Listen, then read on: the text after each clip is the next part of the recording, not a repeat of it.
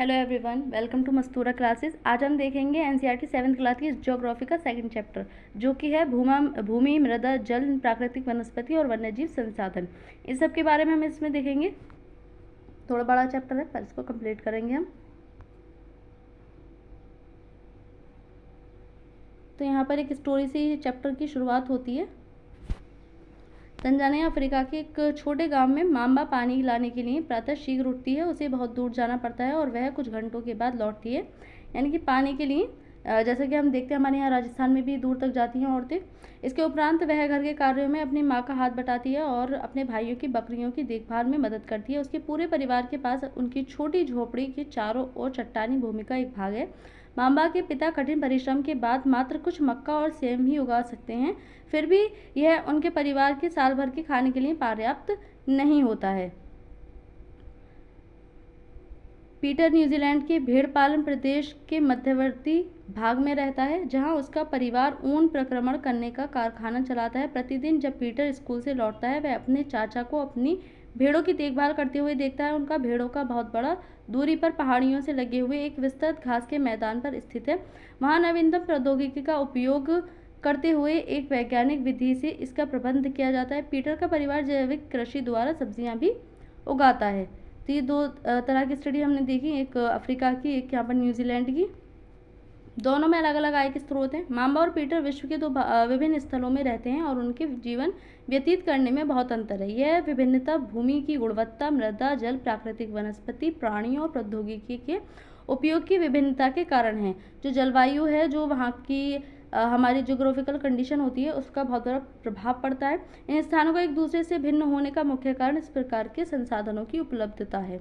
विश्व की 90% जनसंख्या भूमि क्षेत्र के 30% भाग पर रहती है। 90%, केवल 30% पर रहती है, क्योंकि जो अन्य भाग है उस पर जल हमें अधिकतर अपने जो पृथ्वी है वहाँ पर देखने को मिलता है। शेष 70% भूमि पर या तो विरल जनसंख्या है या फिर निर्जन है। वह भूमि क्या है? सबसे पहले भूमि के बारे में जान लेते हैं। सभी महत्वपूर्ण प्राकृतिक संसाधनों में भूमि भी शामिल है। भूपृष्ठ के कुल क्षेत्रफल का लगभग 30% भाग भूमि है। यही नहीं, इस थोड़े से प्रतिशत के सभी भाग आवास योग्य नहीं है, यानी कि पूरी भूमि पर नहीं रहा जा सकता है। मुख्यतः भूमि और जलवायु के भिन्न भिन्न लक्षणों के कारण विश्व के विभिन्न भागों में जनसंख्या का वितरण असमान पाया जाता है। उबड़ खाबड़ स्थलाकृति, पर्वतों की तीव्र ढाल, जलाक्रांत संभावित निम्न क्षेत्र, मरुस्थल क्षेत्र एवं सघन वन क्षेत्र सामान्यतः विरल अथवा निर्जन है। उर्वर मैदानों और नदी घाटियों में कृषि के लिए उपयुक्त भूमि उपलब्ध है, इसलिए ये स्थान विश्व के सबसे सघन क्षेत्र होते हैं। क्योंकि जो नदियाँ होती हैं, जो उनका मैदानी क्षेत्र होता है, जहाँ से नदियाँ मिट्टी वगैरह अवशेष वगैरह बहाकर लाती हैं, तो वो मैदान में फैला देती हैं, जिससे वहाँ की जो मिट्टी होती है उपजाऊ बन जाती है और वहाँ पर कृषि करना आसान होता है। और हमने देखा है, हम पहले से देखते आ रहे हैं प्राचीन टाइम से ही, कि जो सभ्यताएं बसी वो हमारी नदियों के पास बसी। क्यों? क्योंकि वहाँ की जो मिट्टी थी वो उपजाऊ थी, वहाँ पर कृषि करना आसान था, तथा वहाँ की जो भूमि होती है वो समतल होती है, जिस पर रहना आसान होता है। ऑस्ट्रेलिया में साल्सबर्ग इस चित्र में आप भूमि के कितने उपयोग पहचान सकते हैं। यहाँ पर एक साल्सबर्ग ऑस्ट्रेलिया का दिखाया गया है। तो सबसे ज़्यादा उपयोग भूमि के स्थल मैदान जो होते हैं उनका किया जाता है रहने के लिए। भूमि उपयोग क्या है? भूमि का उपयोग विभिन्न कार्यों के लिए किया जाता है, जैसे कृषि, वानिकी, खनन, सड़कों और उद्योगों की स्थापना करना। साधारणतः इसे भूमि उपयोग कहते हैं। क्या आप मांबा और पीटर के परिवारों के भूमि उपयोग के विभिन्न तरीकों की सूची बना सकते हैं? क्योंकि जो मांबा और हमने ऊपर एग्जाम्पल देखे थे वो अलग अलग क्रियाकलाप कर रहे थे, कृषि वगैरह कर रहे थे वो भी। भूमि का उपयोग भौतिक कारकों द्वारा निर्धारित किया जाता है, जैसे स्थलाकृति, मृदा, जलवायु, खनिज और जल की उपलब्धता। मानवीय कारक जैसे जनसंख्या और प्रौद्योगिकी भी भूमि उपयोग प्रतिरूप के महत्वपूर्ण निर्धारक हैं। स्वामित्व के आधार पर भूमि को निजी भूमि और सामुदायिक भूमि में बांटा जा सकता है। यानी कि प्राइवेट जो कि एक किसी निजी व्यक्ति की हो सकती है, सामुदायिक पूरे ग्रुप की हो सकती है। निजी भूमि व्यक्तियों के स्वामित्व में होती है, जबकि सामुदायिक भूमि समुदाय के स्वामित्व में होती है। सामान्य रूप से इसका उपयोग समुदाय से संबंधित व्यक्तियों के लिए किया जाता है, यानी कि कुछ ग्रुप इसको जो है इसमें काम वगैरह करते हैं, अपना अधिकार जमाते हैं। जैसे चारा, फलों, नट या औषधीय बूटियों को एकत्रित करना, इस सामुदायिक भूमि का साझा संपत्ति संसाधन भी इसको कहते हैं। जनसंख्या और उनकी मांग सदैव बढ़ती रहती है, लेकिन भूमि की उपलब्धता सीमित है। स्थान के अनुसार भूमि की गुणवत्ता में अंतर होता है, यानी कि अलग अलग जगह पर भूमि अलग अलग होती है। लोगों ने सामुदायिक भूमि पर व्यापारिक क्षेत्र बनाने, नगरीय क्षेत्रों में घर बनाने और ग्रामीण क्षेत्रों में कृषि योग्य भूमि का विस्तार करने के लिए अनाधिकृत हस्तक्षेप करना शुरू कर दिया है। आज भूमि उपयोग प्रतिरूप में व्यापक परिवर्तन हमारे समाज में सांस्कृतिक परिवर्तनों को दर्शाते हैं। वर्तमान में कृषि और निर्माण संबंधी गतिविधियों के प्रसार के कारण निम्नीकरण, भूस्खलन, मृदा अपरदन, मरुस्थलीकरण पर्यावरण के लिए प्रमुख खतरा बनता जा रहा है। यानी कि जो कृषि है, जो भूमि का गलत उपयोग है, उसके कारण आपदाएं हम आज के टाइम में बहुत ज़्यादा देख रहे हैं। भूस्खलन होता है, मृदा अपरदन होता है। ये बदलते भूमि उपयोग में समय के अनुसार परिवर्तन, जो मनुष्य है उसकी जो चीज़ें होती हैं, जो डिमांड होती है, वो समय के साथ बदलती रहती हैं। यहाँ पर हम देख सकते हैं कि पूरा गांव है, गांव में किस प्रकार से कृषि वगैरह हो रही है, हल से खेत वेत जोते जा रहे हैं। यहाँ पर ट्रैक्टर आ गए, मशीनीकरण थोड़ा सा बढ़ा, घर पक्के हो गए। यहाँ पर हमने देखा थोड़ी सी बिल्डिंग वगैरह बनी, घर 2-3 मंजिल के बनने लगे, सड़क पक्की हो गई। यहाँ पर तो पूरी ही पूरी बिल्डिंग बन चुकी है, पूरा ट्रैफिक वगैरह यहाँ पर आ चुका है। तो समय के साथ जो मनुष्य है उसकी मांग बढ़ती रहती है।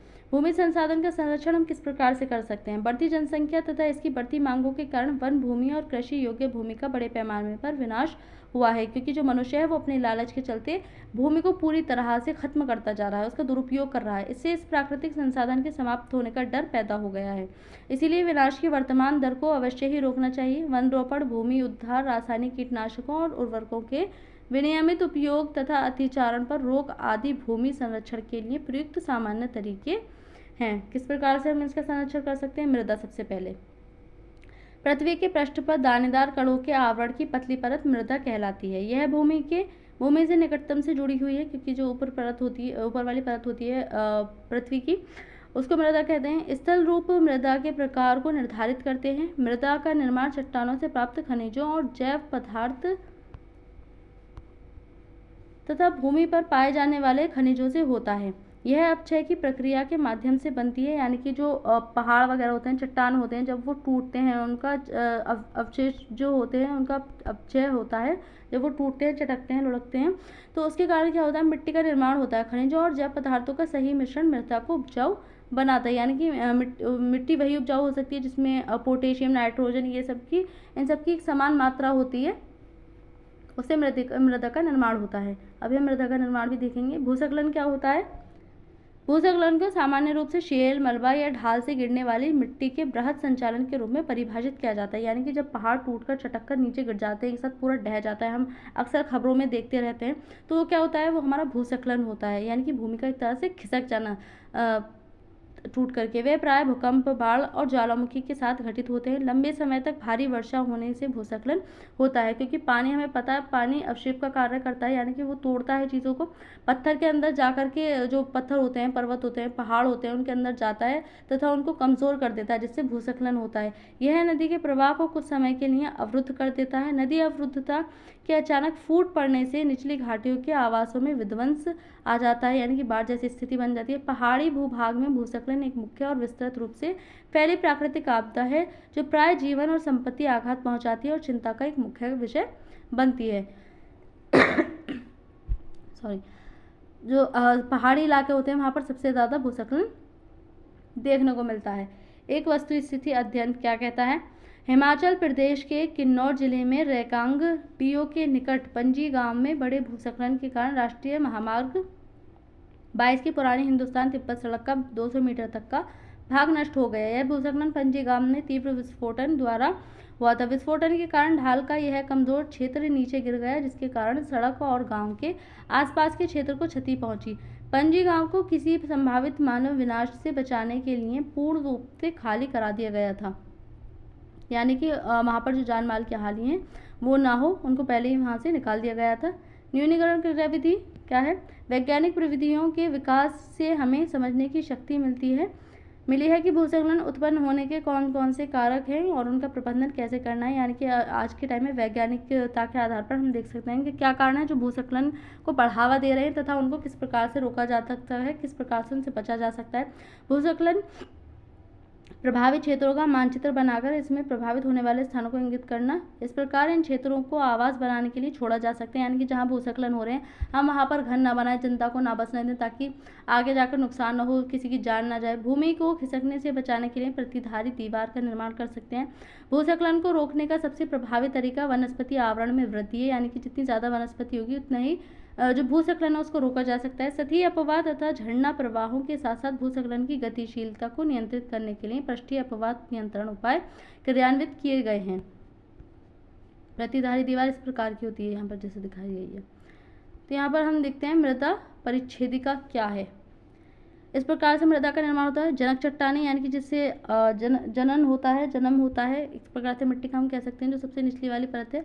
अक्षयी चट्टानें, जिनका अपक्षय होता है चट्टानों का चटक कर दूसरी चट्टानों का इकट्ठी हो जाती हैं वो।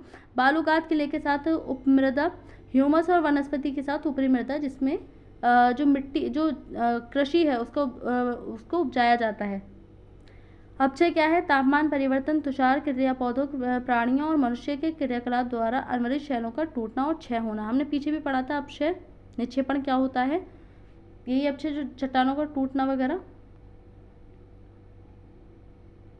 केवल 1 सेंटीमीटर मृदा को बनने में सैकड़ों वर्ष लग जाते हैं। मिट्टी इतनी जल्दी नहीं बन जाती है, इसको बनने में बहुत टाइम लगता है। मृदा को कौन कौन से कारक प्रभावित करते हैं? मृदा निर्माण को प्रभावित करने वाले कारक कौन कौन से हैं?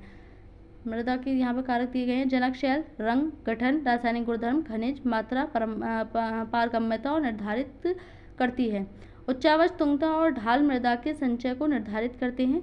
वनस्पति जात, प्राणी जात और सूक्ष्म जीव ह्यूमस निर्माण की दर को प्रभावित करते हैं। जलवायु, तापमान, वर्षा, अपक्षय और ह्यूमस निर्माण की दर को प्रभावित करते हैं। समय मृदा प्रच्छेदिका की मोटाई को निश्चित करता है।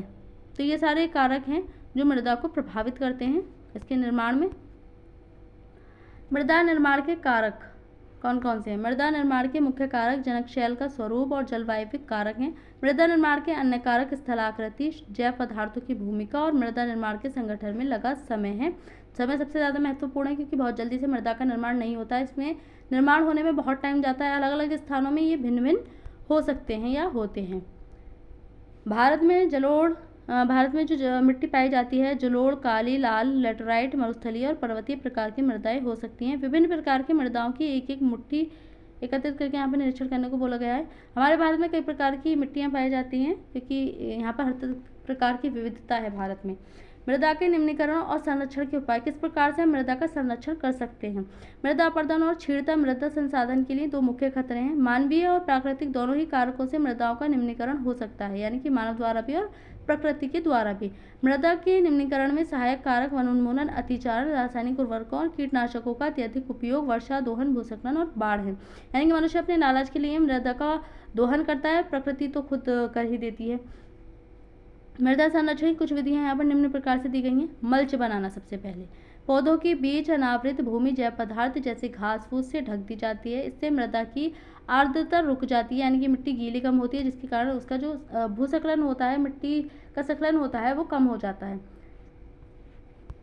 वेदिका फार्म क्या है? वेदिका फार्म इस प्रकार से होती है, यहाँ पर चित्र दिखाया गया है। वेदिका फार्म ये होती है। वेदिका फार्म चौड़े समतल सोपान अथवा वेदिका तीव्र ढालों पर बनाए जाते हैं, ताकि सपाट सतह फसल उगाने के लिए उपलब्ध हो जाए। इनसे पृष्ठीय प्रवाह और मृदा अपरदन कम होता है। जो पहाड़ी वाला क्षेत्र होता है वहाँ पे एक प्रकार से सीढ़ीनुमा खेती की जाती है, ताकि जो पहाड़ होता है वहाँ से मृदा का अपरदन तेजी से होता है, क्योंकि उस पर ढाल होता है।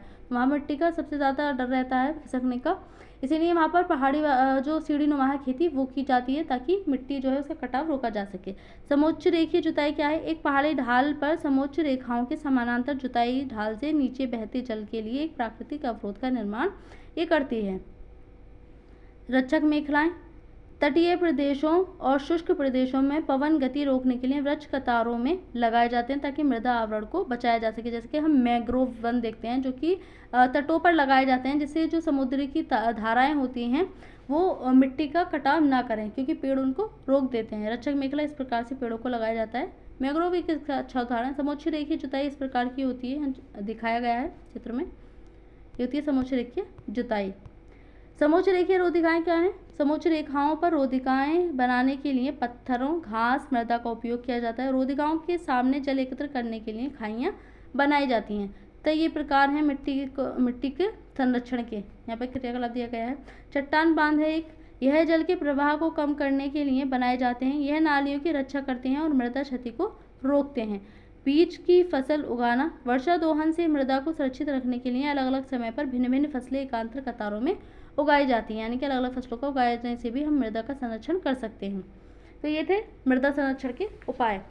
वर्ष 1975 में मानव उपयोग के लिए जल की खपत 3850 घन किलोमीटर प्रति वर्ष थी, जो वर्ष 2000 में बढ़कर 6000 घन किलोमीटर प्रति वर्ष से भी अधिक हो गई है। क्योंकि जो मनुष्य है उसकी ना सिर्फ ज़रूरतें तो बढ़ी हैं, लेकिन जो दोहन है वो अत्यधिक कर रहा है। तो यहाँ पर जल के बारे में देखते हैं। मृदा के बारे में हम देख चुके हैं, भूमि के बारे में हम देख गए। अब हम जल के बारे में देखते हैं। जल एक महत्वपूर्ण नवीकरणीय प्राकृतिक संसाधन है। भूपृष्ठ का 3/4 भाग जल से ढका है, इसीलिए इसे जलग्रह कहना उपयुक्त है। क्योंकि सबसे अधिक जो है हमारी पृथ्वी पर वो जल पाया जाता है अधिक भाग में, इसलिए इसको क्या कहते हैं, हम जलग्रह कहते हैं। नीला ग्रह भी इसको कहते हैं, क्योंकि जल की उपस्थिति के कारण ये अंतरिक्ष से नीला दिखाई देता है। लगभग 3.5 अरब वर्ष पहले जीवन आदि महासागरों में ही प्रारंभ हुआ था। हम देखते हैं जो जीवन की शुरुआत है वो महासागरों में देखने को मिलती है। यद्यपि आज भी महासागर पृथ्वी की सतह के 2/3 भाग को ढके हुए हैं और विविध प्रकार के पौधों और जंतुओं को मदद करते हैं। जो सबसे ज़्यादा विविधता होती है वो पानी में पाई जाती है, खासकर से महासागरों में। महासागरों का जल लवणीय है और मानवीय उपभोग के लिए उपयुक्त नहीं है, क्योंकि इसमें लवणता अधिक मात्रा में यानी कि खारा पानी है, जिसको उपयोग में मानव नहीं ला सकता है। अलवर जल केवल 2.7% ही है, यानी कि जिसको मानव उपयोग में लाता है। इसका लगभग 70% भाग बर्फ की चादरों और हिमनदियों के रूप में अंटार्कटिका, ग्रीनलैंड और पर्वतीय प्रदेशों में पाया जाता है। अलवरीय जल भी बर्फ के रूप में उपस्थित है। अपनी स्थिति के कारण ये मनुष्य की पहुंच के बाहर है। केवल 1% अलवर जल उपलब्ध है और वह मानव उपभोग के लिए उपयुक्त है। यह भौमजल नदियों और झीलों में पृष्ठीय जल के रूप में तथा वायुमंडल में जलवाष्प के रूप में पाया जाता है। तो कितना कम पानी है मनुष्य के पास उपयोग के लिए। एक टपकता नल एक वर्ष में 1200 लीटर जल व्यर्थ कर देता है, जो कि हम सिर्फ ये मानते हैं कि सिर्फ बूंद ही तो टपक रही है, तो उससे हमारे जल का कितना बड़ा नुकसान होता है। हम कितना जल वेस्ट कर देते हैं, हम सोच भी नहीं सकते। इसलिए अलवरीय जल पृथ्वी का सबसे अधिक मूल्यवान पदार्थ है, क्योंकि यहाँ पर बहुत कम मात्रा है अलवरीय जल की। पृथ्वी पर जल ना बढ़ाया जा सकता है और ना ही घटाया जा सकता है, यानी कि जितना जल है उसकी उपस्थिति रहेगी। इसकी कुल मात्रा स्थिर रहती है। इसकी प्रचुरता में विविधता प्रतीत होती है, क्योंकि यह वाष्पीकरण, वर्षण और वहाँ की प्रक्रियाओं द्वारा महासागरों, वायु, भूमि और पुनः महासागरों में चक्रण द्वारा निरंतर गतिशील रहता है। जैसा कि आप जानते हैं इसे जल चक्र कहते हैं। जल चक्र क्या होता है, जब पानी वाला स्थल होता है, जहाँ पानी होता है, कोई भी झील, तालाब वगैरह, वहाँ से जल वाष्प होता है, वाष्पीकरण। जो सूर्य है, सूर्य किरणों के द्वारा वाष्पीकरण होता है, भाप के द्वारा ये बादल बनते हैं। बादल फिर से संघनित होकर के वर्षा का रूप लेते हैं तथा पानी फिर से पृथ्वी पर वापस लौट आता है। तो पानी तो कभी खत्म नहीं होगा, लेकिन जो अलवरीय जल है, जो मनुष्य के उपभोग के लिए उपयुक्त है, जिसको मनुष्य उपयोग में ला सकता है, उसकी मात्रा निरंतर घटती जा रही है मनुष्य के दुरुपयोग के कारण।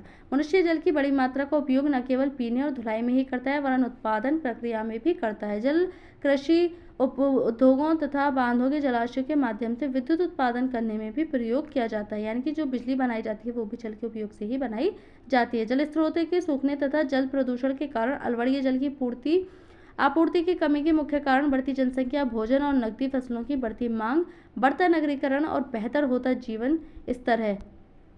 मनुष्य का लालच सबसे पहले, जो कि भौम जल को, जो कि अलवरीय जल को खत्म करता जा रहा है। तो पानी का उपयोग कहाँ कहाँ होता है? औसतन अगर हम देखें, पीने में 3 लीटर प्रति व्यक्ति प्रतिदिन में करता है, खाना बनाने में 4 लीटर, नहाने में 20 लीटर, शौचालय में सबसे ज़्यादा होता है, जो जिसकी इतनी ज़रूरत है भी नहीं, 40 लीटर, वस्त्र धोने में 40 लीटर, बर्तन धोने में 20 लीटर, बागवानी में 30 लीटर। तो कुल 150 लीटर प्रति व्यक्ति प्रतिदिन की नीड है इंडिया में खासतौर से। जल उपलब्धता की समस्याएं क्या हैं? तो क्या समस्याएं हैं जल उपलब्ध कराने में? विश्व के कई प्रदेशों में जल की कमी है। अधिकांश अफ्रीकी, पश्चिमी एशिया, दक्षिणी एशिया, पश्चिमी संयुक्त राज्य अमेरिका के भाग, उत्तर पश्चिमी मैक्सिको, दक्षिण अमेरिका के भाग और संपूर्ण ऑस्ट्रेलिया अलवरीय जल की आपूर्ति की कमी का सामना कर रहे हैं। ये देश ऐसे जलवायु प्रदेशों में स्थित हैं जहाँ अक्सर सूखा पड़ता है, उनमें जलाभाव की अधिक समस्या बनी रहती है। इस प्रकार जल का अभाव मौसमी अथवा वार्षिक वर्षण में विविधता के परिणाम स्वरूप हो सकता है, अथवा क्षति अति उपयोग और जल स्रोतों के संदूषण के कारण भी जल का अभाव हो सकता है। जल संसाधनों का संरक्षण हम किस प्रकार से कर सकते हैं? यमुना नदी वहित मल, औद्योगिक बहिस्त्राव एवं कचरे के कारण प्रदूषित हो रही। जो हमारी नदियां भी हैं उनको हम गंदा कर रहे हैं, उनमें कचरा डाल रहे हैं। जो फैक्ट्रियां वो सीधा अपना गंदा पानी बहा रही हैं नदियों में, जिससे अलवड़ी जल और भी बिल्कुल खत्म होता जा रहा है। जल संसाधन का संरक्षण हम किस प्रकार कर सकते हैं? आज के विश्व में शुद्ध तथा पर्याप्त जल स्रोतों तक पहुंचना एक बड़ी समस्या बन गई है। इस क्षीण होते संसाधन के संरक्षण के लिए कदम उठाने चाहिए। यद्यपि जल एक नवीकरणीय संसाधन है, तथापि इसका अति उपयोग और प्रदूषण इसे उपयोग के अनुपयुक्त बना देते हैं। अशोधित या आंशिक रूप से शोधित वाहित मल, कृषि रसायनों का विसर्जन और जल निकायों में औद्योगिक बहिस्त्राव जल के प्रमुख संदूषक हैं। इनमें शामिल नाइट्रेट धातुएं और पीड़नकाशी जल को प्रदूषित कर देते हैं। इनमें से अधिकांश रसायन अजैव निम्नीकरणीय होने के कारण जल द्वारा मानव शरीर में पहुंच जाते हैं। इन प्रदूषकों को जल निकायों में छोड़ने से पूर्व बहिस्त्राव को उपयुक्त विधि से शोधित करके जल प्रदूषण नियंत्रित किया जा सकता है। यानी कि इसमें गंदगी मिलाने से रोककर भी हम जल का जो संरक्षण है उसको हम कर सकते हैं। स्प्रिंकल ये एक प्रकार से खेती में जो पानी लगाया जाता है उसमें उपयोग किया जाता है। वन और अन्य वनस्पति आवरण धरातलीय प्रवाह को मंद करते हैं और भूमिगत जल को पुनः पूरित करते हैं। जल संग्रहण पृष्ठीय प्रवाह को बचाने की दूसरी विधि है। जल रिसाव को कम करने के लिए खेतों को सिंचित करने वाली नहरों को ठीक से पक्का करना चाहिए। रिसाव और वाष्पीकरण से होने वाली जल क्षति को रोकने के लिए क्षेत्र की स्प्रिंकलरों से सिंचाई करना अधिक प्रभावी विधि है। जो हमारे यहाँ पर पानी लगाया जाता है, खेतों में सिंचाई की जाती है, उसमें क्या करते हैं कि ट्यूबवेल चला करके ऐसे ही छोड़ देते हैं, जिससे अधिक पानी का दोहन होता है। स्प्रिंकल से जो ज़रूरत मतलब कम मात्रा में पूरे खेत को पानी लगाया जा सकता है। वाष्पीकरण के अधिक दर वाले शुष्क प्रदेशों में सिंचाई की ड्रिप अथवा टिपकन विधि बहुत उपयोगी होती है। सिंचाई इन विधियों को अपनाकर बहुमूल्य जल संसाधन को संरक्षित किया जा सकता है। क्या आप जानते हैं कि छत पर वर्षा जल एकत्र करके इस जल का संग्रहण करना एक मतलब इस प्रकार से इसका उपयोग हम कर सकते हैं। जो छत है उस पर पानी का संरक्षण करके वर्षा जल संग्रहण कहलाता है। औसतन 2 घंटे की वर्षा का एक दौर 8000 लीटर जल बचाने के लिए काफ़ी है। इतनी सी वर्षा में, इतनी कम मात्रा की वर्षा में इतना पानी इसमें हम बचा सकते हैं। वर्षा के पानी को छतों पर रोककर उसको यदि हम पाइप के द्वारा हम किसी ग्राउंड वाटर में लेकर जाएं तो उससे भी हम वर्षा के पानी को संरक्षित कर सकते हैं। तालाब के द्वारा हम जो जल संरक्षण है वो हम कर सकते हैं। बहुत सारे उपाय हैं इसके लिए भी। प्राकृतिक वनस्पति और वन्य जीवन क्या है इसके बारे में देखते हैं अब हम।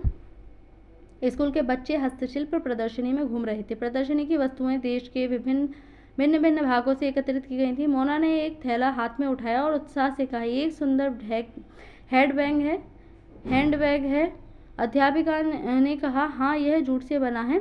क्या आप उन टोकरियों, दीप, छतरों और कुर्सियों को देखते हैं? वे बेंत और बांस की बनी हैं। भारत के पूर्वी और उत्तर पूर्वी आर्द्र प्रदेशों में बांस प्रचुर मात्रा में पैदा किए जाते हैं। जैसी रेशमी स्कार्फ देखकर उत्साहित था, यह खूबसूरत स्कार्फ देखो। अध्यापिका ने स्पष्ट कहा कि रेशम कीटों से प्राप्त किया जाता है, जो शहतूत के पेड़ों पर पाले जाते हैं। यानी कि जो रेशम है वो शहतूत के पाले जाने वाले कीड़ों से जो शहतूत के पेड़ होते हैं उस पर पाले जाते हैं।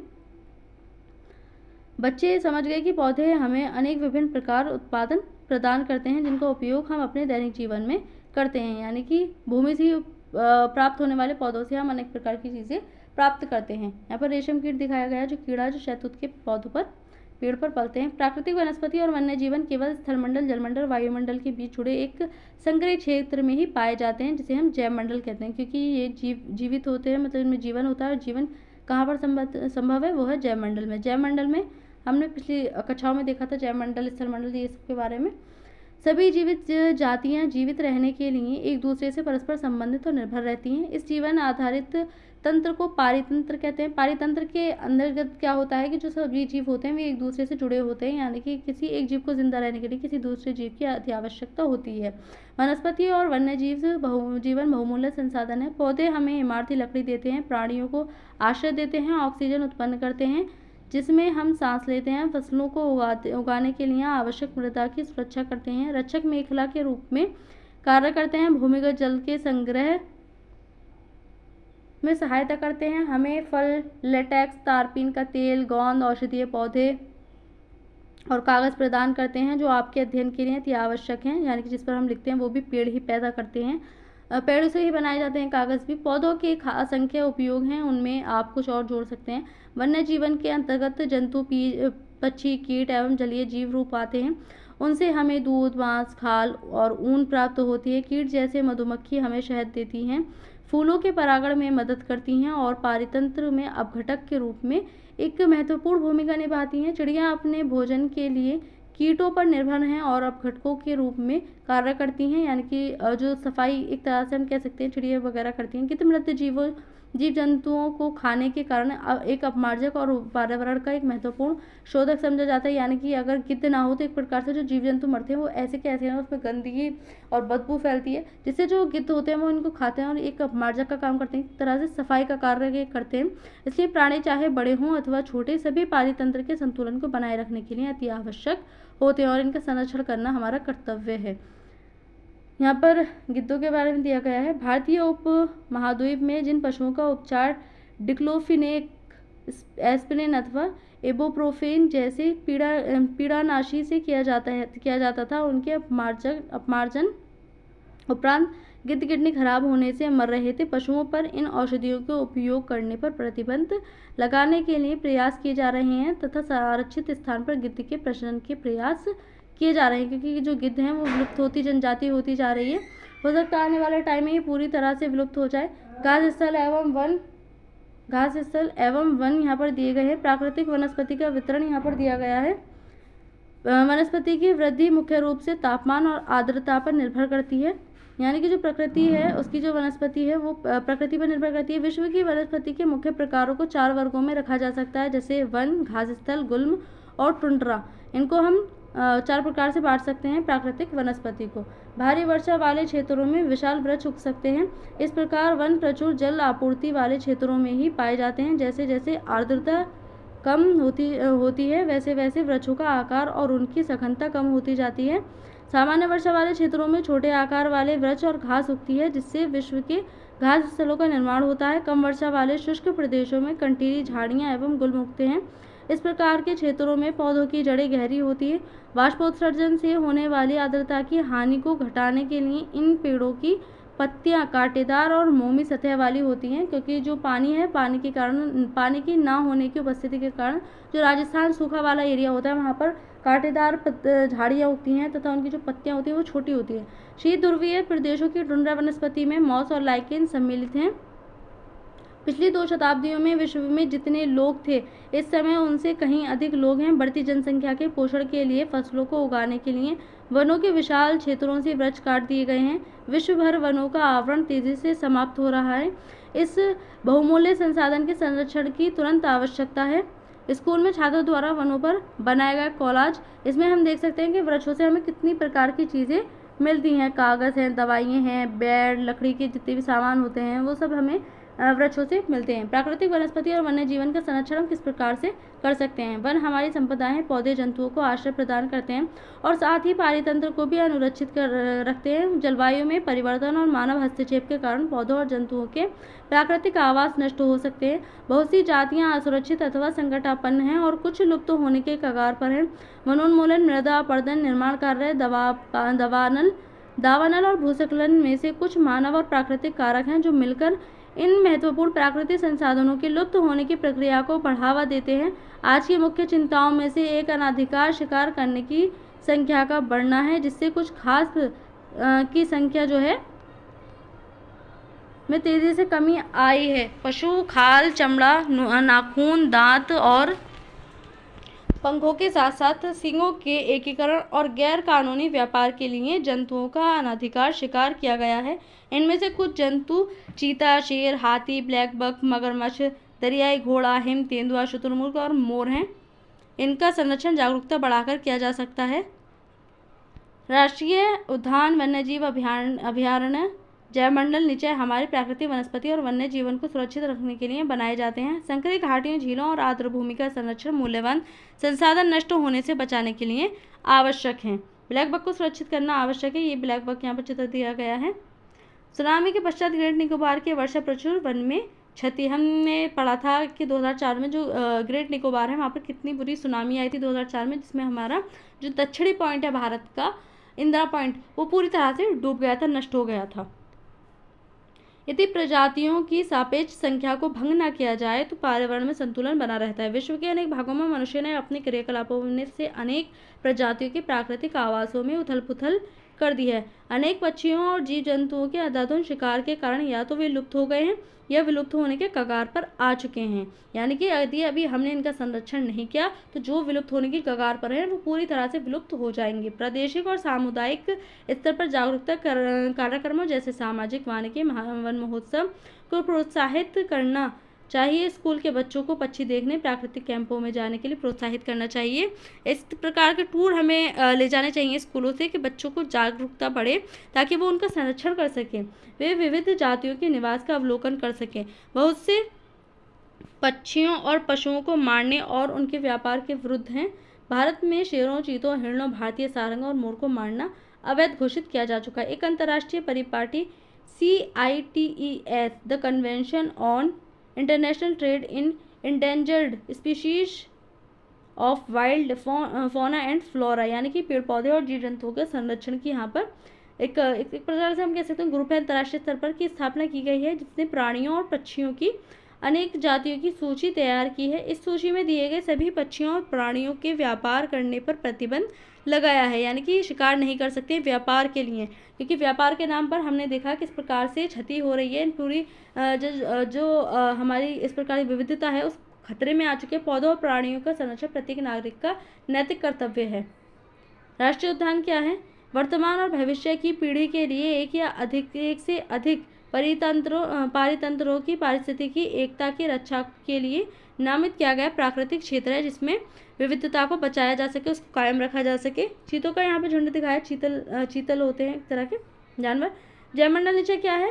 काजीरंगा राष्ट्रीय उद्यान में हाथियों का यहाँ पर झुंड दिखाया गया है। जयमंडल निचय है, यह वैश्विक नेटवर्क द्वारा जुड़े रक्षित क्षेत्रों को एक श्रृंखला है जिसे संरक्षण और विकास के बीच संबंध को प्रदर्शित करने इरादे से बनाया गया है। क्या आप जानते हैं कि CITES, द कन्वेंशन और international trade in endangered species of wild fauna and flora सरकारों के बीच एक अंतर्राष्ट्रीय समझौता है।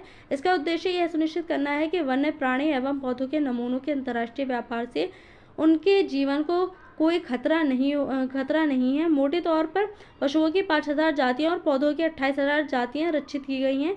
भालू, डॉल्फिन, कैक्टस, प्रवाल, आर्किड और कुछ एलो कुछ उदाहरण हैं इसके जिनको संरक्षण दिया गया है। तो इस प्रकार से हमने देखा ये पूरे चैप्टर में जीव जंतु, मृदा, जल, किस प्रकार से हम इनका दुरुपयोग के कारण इनकी क्षति हो रही है, इनका ह्रास हो रहा है, ये घटते जा रहे हैं, इनकी मात्रा घट रही है, तो इनको किस प्रकार से हम संरक्षण दे सकते हैं वो पूरा इस चैप्टर में हमने देखा। इस चैप्टर में इतना ही। Thank you.